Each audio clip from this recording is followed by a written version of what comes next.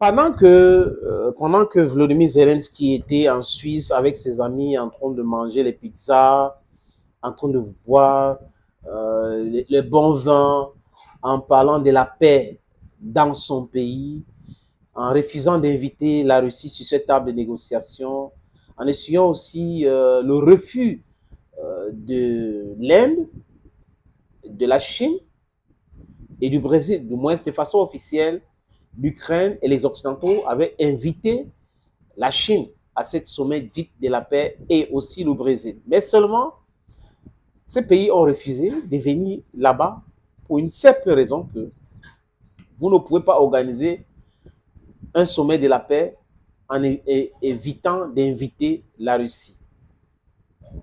Et donc la Chine avait raison.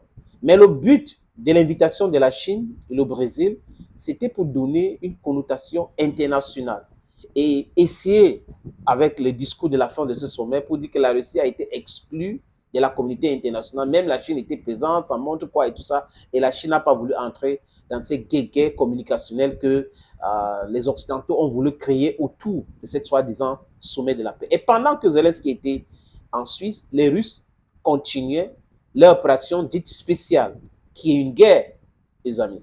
Ils ont annoncé la capture de beaucoup de villages, la destruction de beaucoup de sites, des dépôts d'armes et autres. Ils annoncent, il parle, le nouveau ministre de la Défense russe était dans un centre de commandement de l'armée de terre et il a écouté les généraux, ils sont en train de stratégiser et on l'a nommé en tant que technocrate pour pouvoir faire quoi, les amis?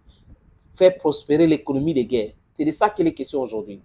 À cause de cette guerre, ceux qui sont, on l'emploie aujourd'hui, peut dire grâce, mais je ne veux pas dire grâce.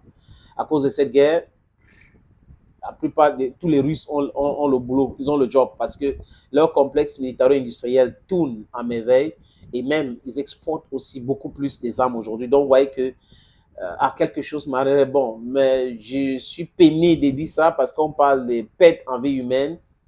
La guerre n'est pas bon. Si des gens sont humainement, sont réfléchis, les gens sont... je suis en train de chercher les mots, les amis. Ils devraient comprendre que d'aller tuer même une personne, parce que c'est une catastrophe de tuer une personne, on pouvait discuter même pendant 3 ans pour trouver une solution. Si les gens avaient compris cela, on ne serait pas dans des situations où il y a des guerres inutiles. Sankara avait dit, quand vous achetez les armes, vous faites quoi avec ça? C'est pour tuer votre semblable. Pourquoi acheter les armes? Acheter plutôt les machettes pour cultiver, pour mécaniser l'agriculture. That's sensitive and that is very important as a message. And everybody in the whole wide world should have that message. Mais bon, les Occidentaux et les autres, ils préfèrent fabriquer les armes. C'est pour cette raison qu'il y a certains qui disent que l'Occident, c'est le continent le plus brutal. Regardez les guerres en Occident, les conflits. C'est toujours militaire et tout ça. Bam, bam, bam, bam, bam. Et quand ils ont les conflits, ils veulent que ça soit mondial. Oui, c'est mondial. Leurs guerres sont mondiales. Oh, pour nous, c'est autre chose. Bon, bref, les amis, l'Ukraine voit ses territoires partis parce que son armée est affaiblie aujourd'hui. Et l'Ukraine vient d'annoncer quoi, les amis? Vient d'annoncer que la Russie, c'est l'Ukraine qui donne cette information, c'est Kiev. La Russie a intensifié les bombardements sur l'Ukraine parce que elle veut beaucoup régler les affaires avant l'arrivée des F-16. Je ne pense pas que c'est un raisonnement qui tienne la route. La Russie a toujours intensifié, ça dépend des cibles, le bombardement en Ukraine. Avant même l'annonce de l'envoi de F-16. Maintenant, parlons de la faisabilité. Les F-16 vont décoller où? Où il y a des aérodromes, aéroports secrets qu'on a construits. Mais la Russie va voir d'où viennent ces F-16 et la Russie va détruire ces endroits-là. Donc, je ne comprends pas comment les gens peuvent jubiler sur les avions de guerre qu'on peut détruire. Les Occidentaux vont envoyer combien de F-16 pour faire quoi?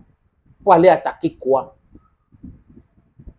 Ça, c'est la perte, les amis. Donc, on va envoyer. Et la France, on est en train de former les pilotes ukrainiens en Roumanie. Nous ici, on est en train de... Tous les jours, les mêmes rendements, tous les jours, le même discours.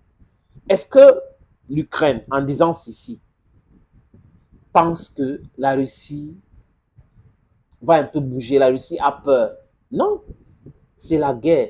Et dans la guerre, tout est possible. Je crois que les Russes se sont accommodés à cela. Je parle des autorités russes. Parce que certains Russes, la Russie, c'est un pays continent. Il y a certains Russes qui ne comprennent pas la guerre et tout ça. Vraiment, ils sont très loin de tout ce qui se passe. Donc, à Belgorod, Gdansk et tout, c'est là où on ressent, parce que c'est des villes frontalières ou des régions frontalières avec l'Ukraine. Voilà pour vous les différentes sorties ukrainiennes. Et je ne sais pas s'il faut les dire encore, mais ils devraient savoir qu'il n'y a pas les armes miracles. On les a donné les armes, les chars Challenger, les chars Leopard 2, les chars Abrams, en disant que c'était les armes miracles. La Russie a brûlé, capturé les autres. Il vient maintenant avec les F-16. Non, ce n'est pas nouveau. Les F-16 vont décoller où? Voilà la question. Ça va arriver bombarder où? Et ça va aller où? Parce qu'on va voir, ça quitte où pour venir ici et ça repart où? C'est là où les Russes vont attaquer avec les missiles à longue portée. C'est de ça qu'il est question. Je pense que c'est maintenant que de parler des F-16, c'est maintenant que l'Ukraine doit discuter en direct avec la Russie pour régler le problème. Parce qu'avec les armes, l'Ukraine ne peut jamais avoir gain de cause. Jamais à grand jamais. Les Occidentaux, quand ils poussent l'Ukraine à parler de la paix aujourd'hui, les amis, c'est pour dire qu'on est déjà fatigué de soutenir votre guerre et l'opinion publique dans notre pays commence à changer. Donc, on doit faire très attention. Discutons, parlons avec la Russie pour régler cette affaire. Thank you, friends. Thank you again. This is your Economan, Yongi man, Yoba Koreman, Yoba Mendaman. I'm proudly Anglophone. Bye-bye.